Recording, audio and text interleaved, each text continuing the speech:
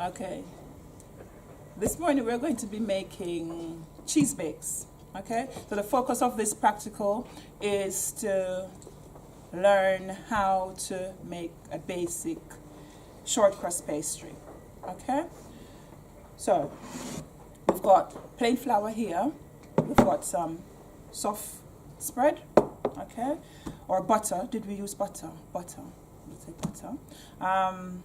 The important thing is that we know the portion or the proportion for these two ingredients. So for short crust pastry, the ratio for fat to flour, so the flour is 2, okay, portion 2, and then to 1. Meaning, if I'm using 100 grams of flour, then I should be using 50 grams of butter or fat. Okay, so that's the key for making short crust pastry. Okay, right. It depends on the type of fat that you're using, whether or not it's salted. Okay, and that depends on how much salt you're going to be using for taste. Okay, because there's not a lot of salt in this butter, I'm going to be adding a tiny bit of salt to my flour for taste. Okay, if you're using salted butter, then you may not need to add any salt at all. Okay, so I'll mix that in. That's my salt into my plain flour, and then my butter goes in.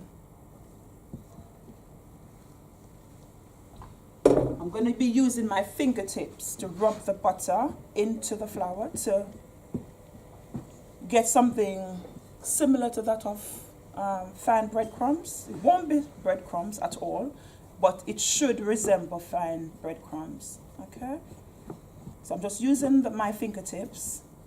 If you can remember playing in sand in school, just rubbing my fingertips together, okay, with the ingredients between my fingertips, and then the aim is to blend my butter in or my fat in. So at the end of it, I'm aiming to get something looking like fine breadcrumbs.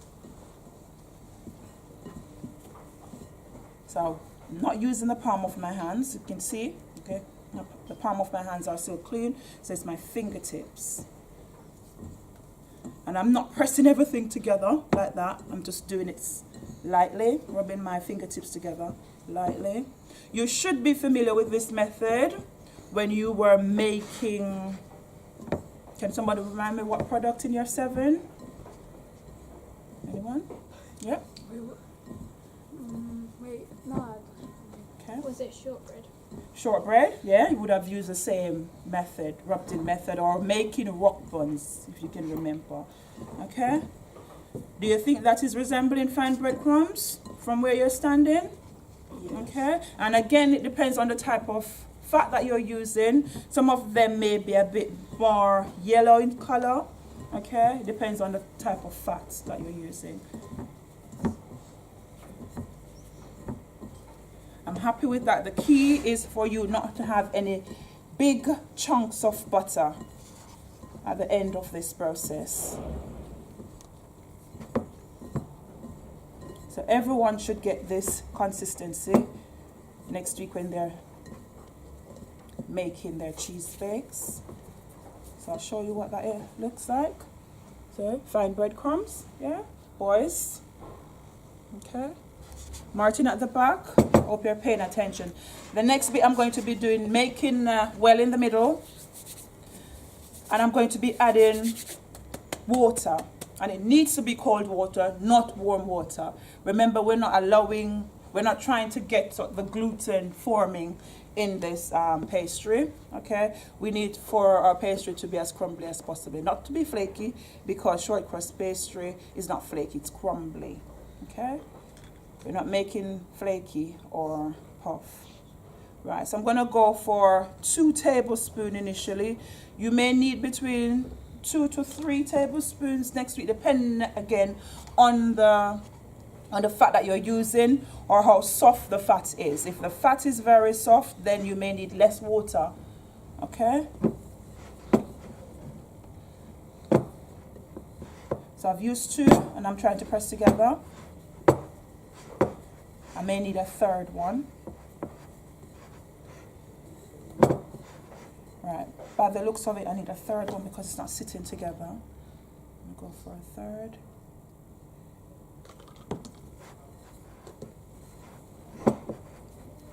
And remember, next week you should not be pouring the water from the jug.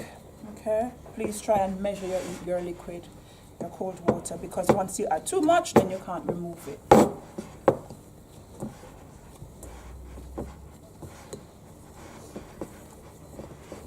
Still have a bit of dried bits there, but the middle of my hands are warm even though I'm wearing a glove, so I do not need to add any more water to this. Okay, and I'm not kneading it, I'm just pressing everything together. So it's not like similar to when you're making bread or pizza dough. Okay, I'm happy with that, even though it looks as if it's coming apart, but my hands are warm, as I mentioned before. My surface is clean. The only thing that you're seeing there is a bit of the mixture itself, because I ensured that I cleaned my surface before. I won't need this bowl anymore. I've got a lightly greased tray, bun tray, okay? You can't see any oil dripping from it, it's just lightly greased. And the reason for this, if you're using non-stick bun tray as well, you wouldn't have to grease, okay? But because it's not non-stick, I have to grease it slightly. But because of the fat content, please do not go and add a lot of oil to the bun tray, okay? I'll leave that there for now. And I'm going to be rolling my pastry out. I need to flour my surface slightly. Not a lot of flour. I just need to ensure that I can pick the pastry up at the end. A bit on my rolling pin. And my pastry is not very sticky. Has a bit of cracks in there, but I'm not worried about that. If I was doing puff pastry, then I'd use a lot more fat. Okay, so the ratio for that would be 3 to 2. Okay, it's different. And I'd have to add the fats at a different way. And that's going to be for your homework to go and try and find out how to make at least 2 different types of pastry. I'll display that for you at the end. Try and roll these out as thin as I can get them.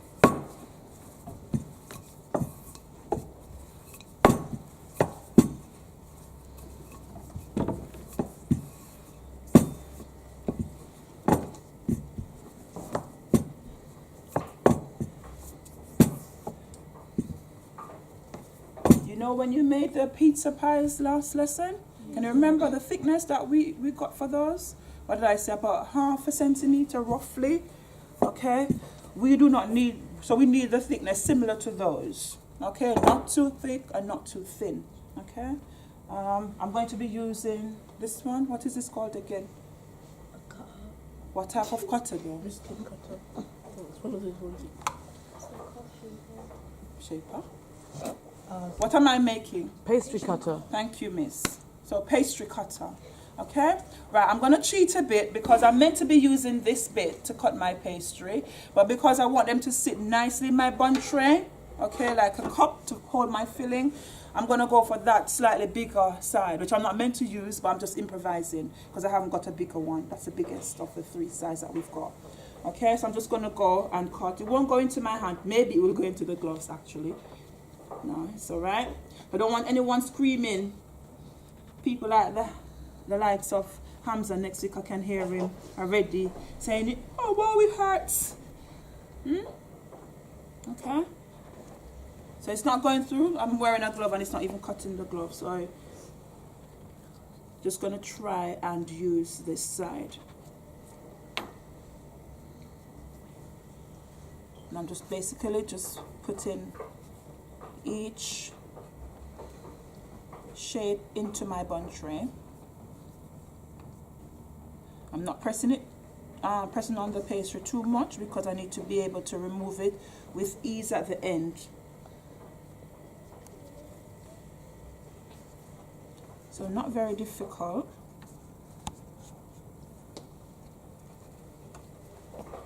what I would normally do in the past, I'd normally ask someone to help. But I didn't think about that beforehand, so I'm going to have to try and stand here to do this as quickly as possible and then do the filling. At least all my ingredients there for the filling is already prepared. So it's only a matter of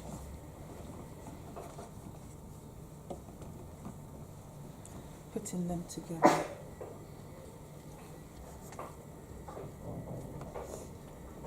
Should I do the filling? Mm.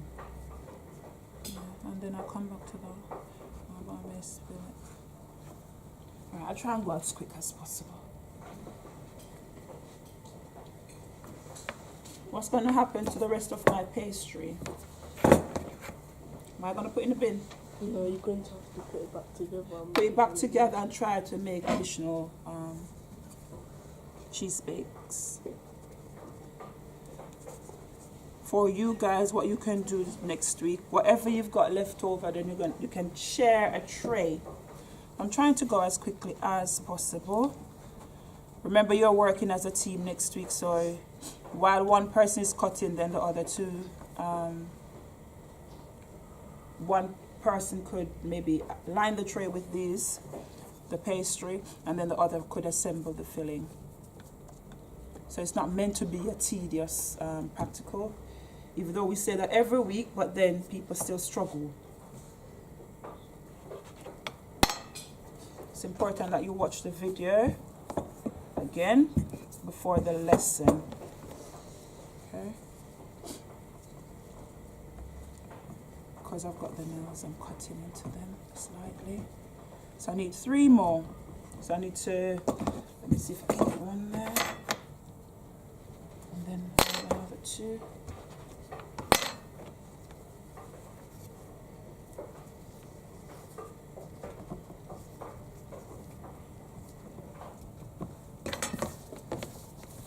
Together again.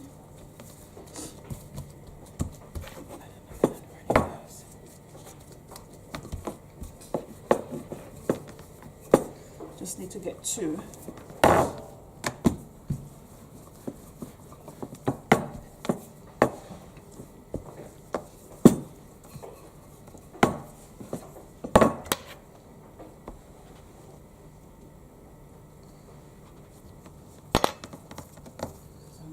To the side there, put these in quickly, and then assemble my filling. The ingredients I'm going to be using for my filling, you can go and change them. The only basic ingredients that everyone needs to have is the cheese, the milk, the egg, but then the rest of ingredients that I'm going to use, you can always go and modify. Okay, use your ingredients of your choice. Right, I'm going to assemble these now. So I've got 100 milliliters of milk. Okay, please remember to measure this accurately, and we measure at eye level liquid. Okay, not looking up or looking down, but at eye level. And I've got an egg. Okay, just going to crack this in here first, not directly in my milk. Okay, just in case I need to remove any shell or anything. Just a tiny bit of whatever is that, blood. Doesn't look red, but I'm assuming this. Yeah. Then I'm going to add my egg to my milk. Whisk these 2 together.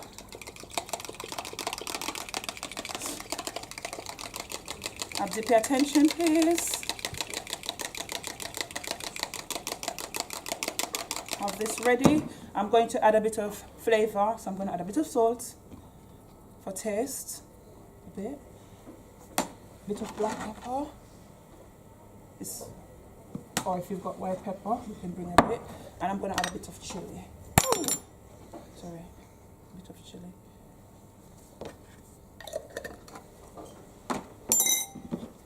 Mix these again. The chili is going to rest on top while I'm filling these. I may have to give it a quick swirl again at the end. Okay, so I'm going to add my filling. So I've got a bit of jalapeno, I've got a bit of sweet corn, pepperoni, okay, and my cheese for the top. So add these. It doesn't matter. You could even mix them beforehand, okay. Just going to use these for my filling.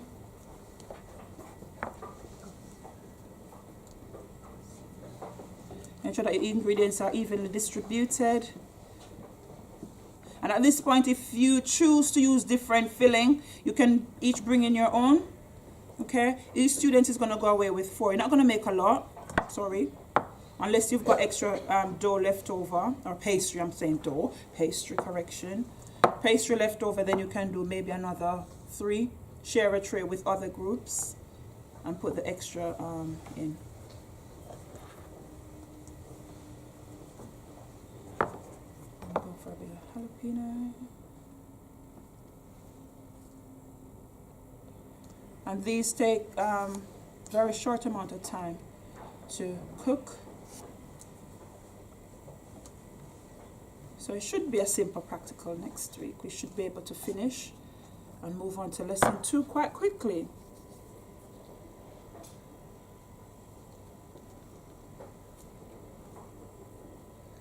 Please don't bring 3 peppers and a big tin of sweet corn next week or anything. Whatever ingredients you're going to be using for your filling, bring small amount. Okay? Small amount.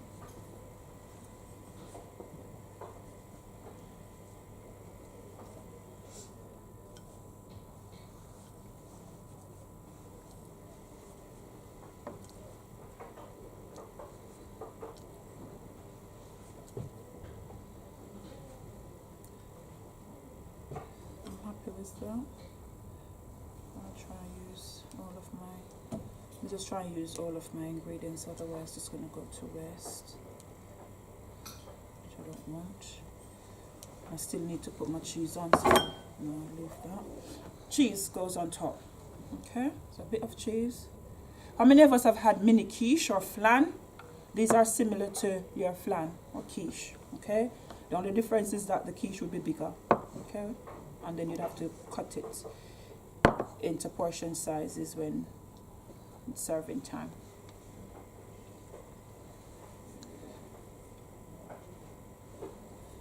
Hopefully you will be able to see these at the end. They only take 12 to 15 minutes to cook or to bake.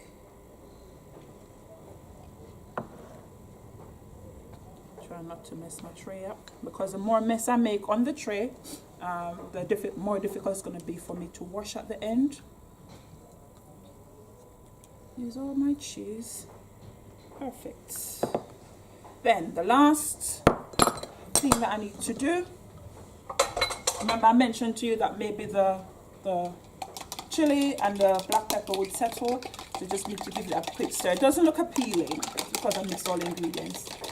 Okay, and I'm just going to add my last ingredient, which is my egg mixture, and this allows all the ingredients to set. Okay, so the coagulation of the egg will allow everything to set. You see, I'm being careful. Just try to find any little gap and then pour the filling, not filling, the mixture in. Try not to allow them to overflow.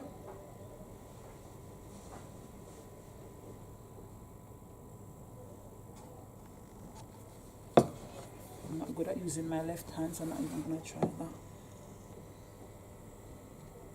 Just turn the tray around. And then at the end you can look to see if any of them need a bit of topping up. For example, that one. But do not allow them to overflow. And you will have a bit of mixture left over. Okay, so I don't want people to be greedy and go and pour the whole thing in. Okay, it's just going to make a mess in the oven. Okay, so that's it. I'll show you them at the end. So they'll take 12 to 15 minutes to cook. And I'm going to put them on 180 for those oven. You are allowed to use 7 for the gas ovens, okay? Because pastry tend to cook on a high temperature. So these would be 7. That would be 180 or 190. Okay, the electric ovens. Thanks.